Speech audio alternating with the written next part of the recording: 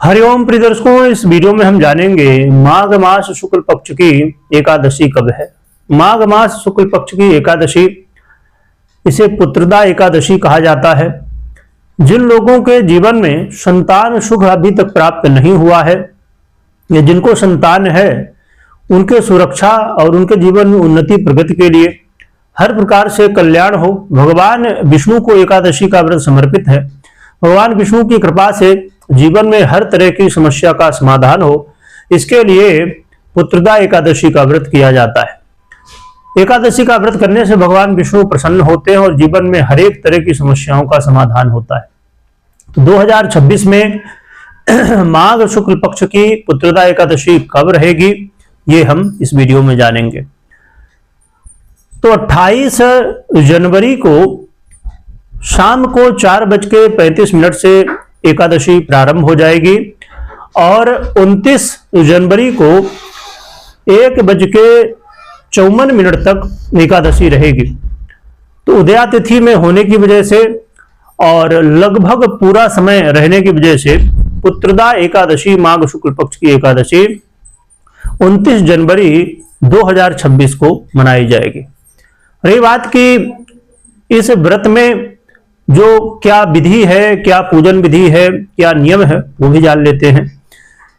तो यदि आप व्रत रख रहे हैं तो आप अपने सामर्थ्य के अनुसार रहें। आप निर्जला रह सकते हैं या आप जल पी के रह सकते हैं, या आपसे ना रहा जाए तो आप फल इत्यादि फलहार लेके रह सकते हैं। इसका नियम, पहला नियम तो ये है, यदि आप रखना चाहें तो आप दशमी को दोपहर में भोजन करें और फिर उसके बाद कुछ भी ना खाएं पिए और फिर द्वादशी को पारण करें। ऐसा ना हो पाए तो फिर आप एकादशी को प्रातः काल ही स्नान आदि से निवृत्त होकर व्रत को धारण करें, व्रत का संकल्प लें और भगवान विष्णु की पूजा करें। पंचोपचार, दशोपचार, षोडशोपचार या राजोपचार जैसा भी आप कर पाए समर्थ के अनुसार, और फिर द्वादशी को पारण करें। इतना भी ना हो पाए तो आप प्रातः काल व्रत रखें और सूर्यास्त के बाद फिर पारण कर सकते हैं, यानी कि फलहार इत्यादि ले सकते हैं। या आपसे ना रह पाए इतना भी तो आप 2 बार या 3 बार, जब भी जितने बार आप चाहें तो फलहार ले, अन्न का त्याग करें। तो जैसे भी समर्थ हो आपकी, आप उस अनुसार व्रत रख सकते हैं।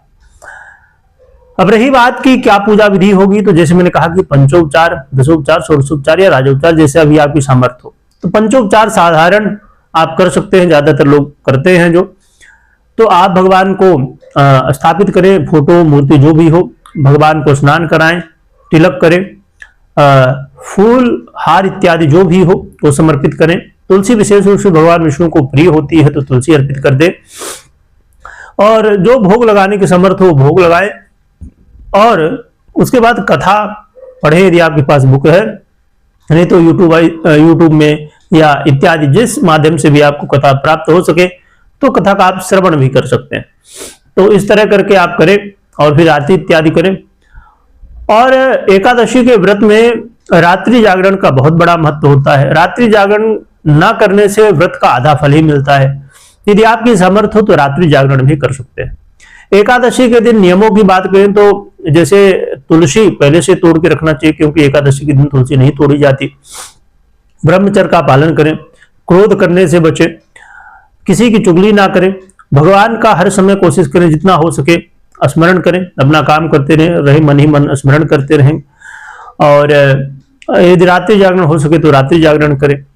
बाकी द्वादशी को फिर पारण करें और दान पुण्य कर सकते हैं, ब्राह्मण भोजन करा सकते हैं तो बहुत ही बढ़िया, नहीं तो फिर सीधा निकाल सकते हैं।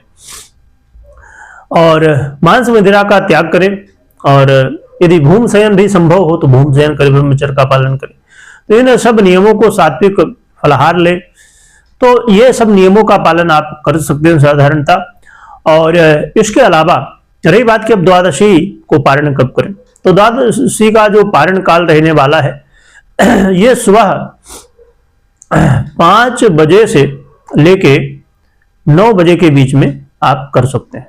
तो इस समय पारण करें। बाकी अब रही बात आप काम में जाते हैं या जैसे भी, तो फिर आप अपने व्यवस्था के अनुसार भी कर सकते हैं। तो इस तरह करके आप व्रत कर सकते हैं।